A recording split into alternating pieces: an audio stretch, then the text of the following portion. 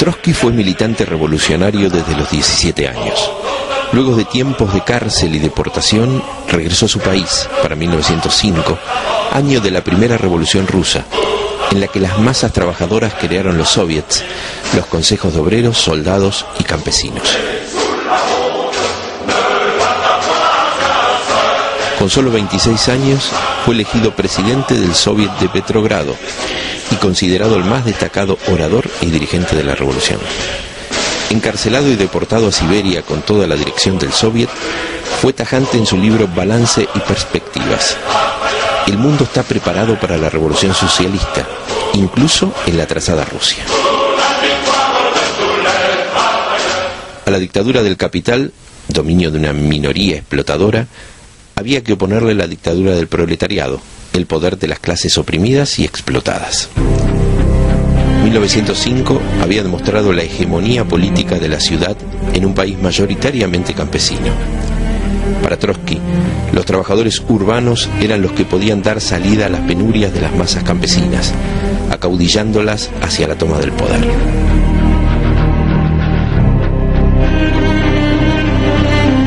En 1917, la Revolución de Febrero encontró a Trotsky en el exilio. En mayo consiguió llegar a Rusia, asumiendo el control de la Organización Socialdemócrata Interdistrital e integrándose en el Soviet de Petrogrado. En el mes de julio, ingresó al partido bolchevique como miembro de su comité central, y en octubre asumió la jefatura del Comité Militar Revolucionario, puesto desde el cual aportó al triunfo de la Revolución de Octubre, y con Lenin se convirtieron en los dirigentes de la primera revolución obrera triunfante del mundo.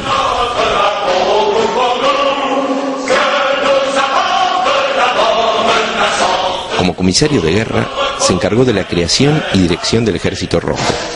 Su rol fue clave para la defensa de las grandes conquistas de la revolución, enfrentando a 14 ejércitos imperialistas en la guerra civil. Lenin dijo: muéstreme usted otro hombre capaz de organizar en el término de un año un ejército que es casi un modelo y de ganarse el respeto de los especialistas militares. Nosotros tenemos ese hombre, lo tenemos todo y haremos maravillas.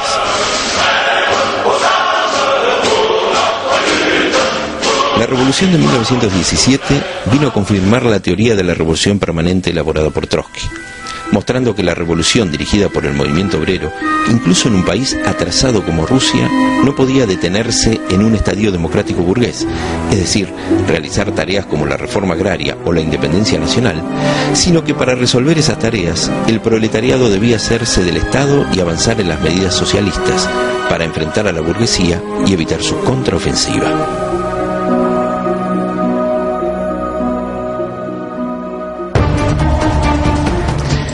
En 1927, las lecciones de la Revolución China le permitieron a Trotsky generalizar esta teoría.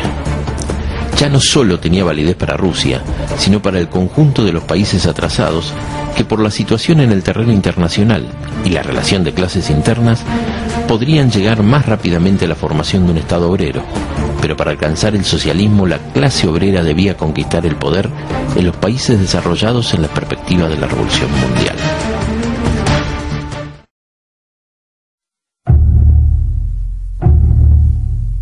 La revolución no triunfó en ningún país de Europa. La Unión Soviética se encontraba aislada. La derrota de la Revolución Alemana de 1923 confirmó el aislamiento. Siglos de atraso económico y cultural heredados del imperio zarista, la devastación provocada por la Primera Guerra Mundial, la guerra civil con la pérdida de miles de valiosos revolucionarios y el cansancio de las masas dejaban una situación enormemente difícil. El partido bolchevique debió cargar sobre sí las grandes tareas del sostenimiento de la revolución.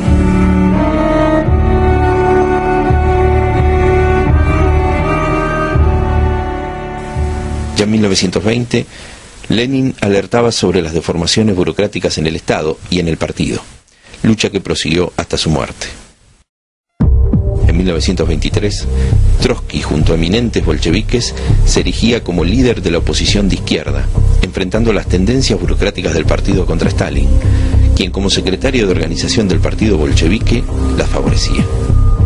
En una serie de artículos, conocidos como Nuevo Curso, Trotsky analizaba la naturaleza del burocratismo y anticipaba los peligros de la relación del partido con el aparato del Estado obrero, la política económica, la cuestión del régimen partidario y planteaba el camino a seguir. En contra de la perspectiva del desarrollo de la revolución que Trotsky expresó en las lecciones de octubre, Stalin enunció la teoría del socialismo en un solo país, subordinando la política internacional a las necesidades de la Unión Soviética e iniciando un camino de traiciones a los procesos revolucionarios en el mundo. En 1925, Trotsky fue expulsado del gobierno, del Comité Ejecutivo de la Internacional Comunista y del Comité Central del Partido Comunista Ruso. En 1928 fue deportado a Alma-Ata, junto con cientos de oposicionistas.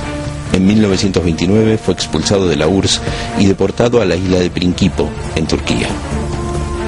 En 1929, Trotsky escribió Stalin, el gran organizador de derrotas, que incluye la crítica al proyecto de programa para el 6º Congreso de la Internacional Comunista, atacando el núcleo de la teoría del socialismo en un solo país, planteando las lecciones de la Revolución China y criticando la orientación política que definió ese Congreso, llamada del Tercer Período.